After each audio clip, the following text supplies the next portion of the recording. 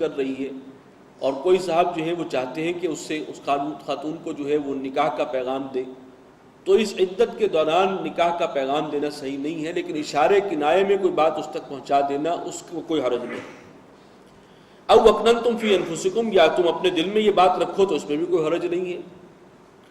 علم اللہ انکم ستذکرونہن، اللہ جانتا ہے، اللہ کو معلوم ہے کہ تم اس کا ذکر کرو گے ان سے۔ وَلَكِنْ لَا تُوَاعِدُوهُنَّ سِرًّا، لیکن خفیہ طور پر ان سے کوئی وعدہ نکاح کا جو ہے وہ نہیں ہونا چاہیے دوران عدت۔ إِلَّا أَن تَقُولُوا قَوْلًا مَعْرُوفًا، مگر یہ کہ رواج کے مطابق، بھلے طریقے پر، دستور کے مطابق کوئی بھلی بات کہہ دو۔ وَلَا تَعْزِمُوا عُقْدَةَ النِّكَاحِ، اور نہ گرہ کو مضبوط کرو نکاح کی، یعنی باقاعدہ نکاح جو ہے وہ اسی وقت ہوگا حَتَّى يَبْلُغَ الْكِتَابُ وَأَجَلَهُ، جبکہ وہ عدت پہنچ جائے اپنی انتہا کو۔ وَاعْلَمُوا أَنَّ اللَّهَ يَعْلَمُ مَا فِي أَنفُسِكُمْ، اور جان لو کہ اللہ تعالیٰ جانتا ہے جو کچھ تمہارے دل میں ہے، نیتوں کو بھی جانتا ہے۔ فَاحْذَرُوهُ، تو اس سے ڈرتے رہو۔ وَاعْلَمُوا أَنَّ اللَّهَ غَفُورٌ حَلِيمٌ، اور جان لو کہ اللہ تعالیٰ بخشنے والا ہے، حلم والا ہے، تحمل والا ہے۔ لَا جُنَاحَ عَلَيْكُمْ إِن طَلَّقْتُمُ النِّسَاءَ مَا لَمْ تَمَسُّوهُنَّ، ابھی آخری رکوع ہے اس بحث سے متعلق۔ فرمایا تم پر کوئی گناہ نہیں اگر تم طلاق دو عورتوں کو جن کو ابھی تم نے چھوا نہ ہو، ہاتھ تک نہ لگایا ہو۔ یعنی اگر ایسی نوبت آ جائے کہ نکاح ہوا ہے اور اس کے بعد جو ہے وہ خلوت بھی نہیں ہوئی اور سیپریشن کی نوبت آ گئی، کوئی امکان تو ہو سکتا ہے۔ او تفرضوا لهن فریضہ، اور تم نے کوئی مہر بھی ابھی مقرر نہیں کیا تھا، ایسی صورت میں اگر طلاق دینی پڑے تو فرمایا وَمَتِّعُوهُنَّ، تو انہیں کچھ دے دلا کر رخصت کرو۔ یہ بھی ایک مردانگی کا تقاضا ہے، ویسے بھی شرافت اور مروت کا تقاضا ہے۔ عَلَى الْمُوسِعِ قَدَرُهُ، جو وسعت والا ہے، جسے اللہ نے زیادہ مال دیا ہے، وہ اپنی حیثیت کے مطابق دے۔ وَعَلَى الْمُقْتِرِ قَدَرُهُ، اور جو تنگ دست ہے وہ اپنی وسعت کے مطابق دے۔ مَتَاعًا بِالْمَعْرُوفِ، کچھ ساز و سامان دستور کے مطابق دے دینا چاہیے، کچھ دے دلا کر رخصت کرنا چاہیے۔ حقاً علی المحسنین، اور یہ لازم ہے نیک لوگوں کے، ان کے ذمے ہے اس حکم پر عمل کرنا۔ وَإِن طَلَّقْتُمُوهُم مِّن قَبْلِ أَن تَمَسُّوهُنَّ، اور ایک شکل یہ ہو سکتی ہے کہ تم نے طلاق دیا ہے اور ابھی ان کو ہاتھ نہیں لگایا، اس سے پہلے ہی طلاق کی نوبت آ گئی ہے۔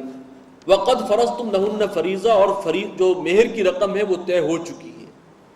پہلے جو حکم آیا تھا اس میں یہ تھا کہ مہر کی رقم طے نہیں تھی، تو اب کچھ دستور کے مطابق دے دو، اور اگر طے ہو گئی ہے فَنِصْفُ مَا فَرَضْتُمْ، تو اب جو بھی طے ہوا ہے اس کا نصف، اس کا آدھا تمہیں ادا کرنا ہوگا۔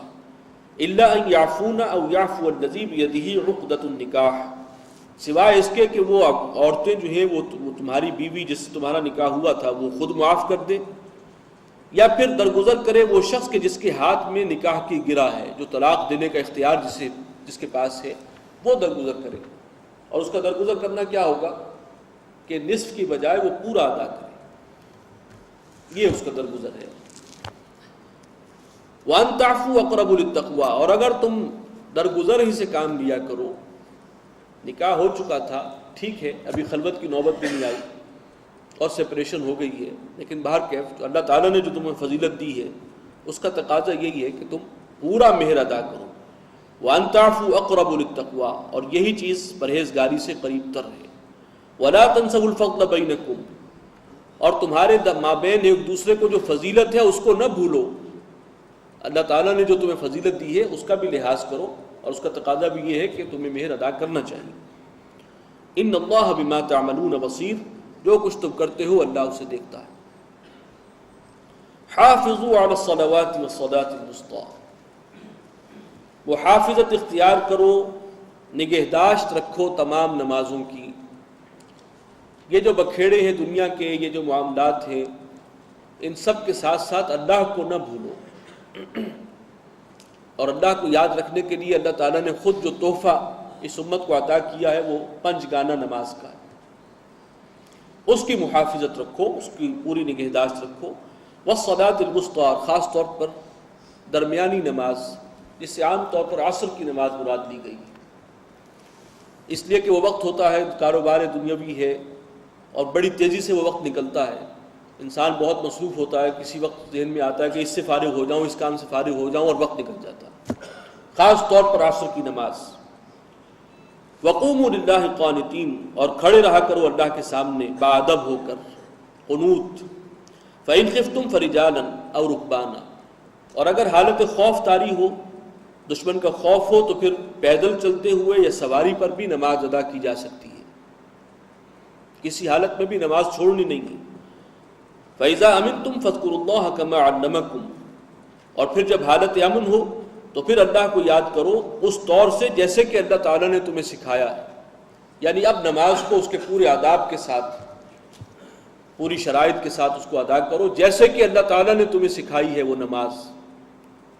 حالانکہ سکھائی کس نے ہے؟ محمد رسول اللہ صلی اللہ علیہ وسلم۔ تو حضور کا سکھانا گویا اللہ ہی کا سکھانا ہے۔ ما لم تکونوا تعلمون، اور اس سے پہلے تمہیں وہ معلوم نہیں تھا، ان کے سکھانے سے معلوم ہوا۔ والذین یتوفون منکم، اور وہ لوگ جو تم میں سے وفات پا جائیں، ویذرون ازواجا، اور پھر چھوڑ جائیں اپنی بیویاں، یعنی کوئی بیوہ ہے اس جو رہ گئی ہے، وصیۃ لازواجہم، تو وہ اپنی بیوی کے لیے وصیت کر جائیں، متاعا الی الحول غیر اخراج، 1 سال تک کا نان نفقہ خرچ بغیر گھر سے نکالے ہوئے، اس کی وصیت کر جائیں اس بیوہ کے لیے۔ فإن خرجنا فلا جناح علیکم، اور اگر وہ خود نکل جائیں، عدت پوری کرنے کے بعد وہ عورت کہیں اور نکاح کر لے تو اس کو اختیار ہے، تو تم پر کوئی حرج نہیں ہے، کوئی گناہ نہیں ہے، کوئی الزام نہیں ہے۔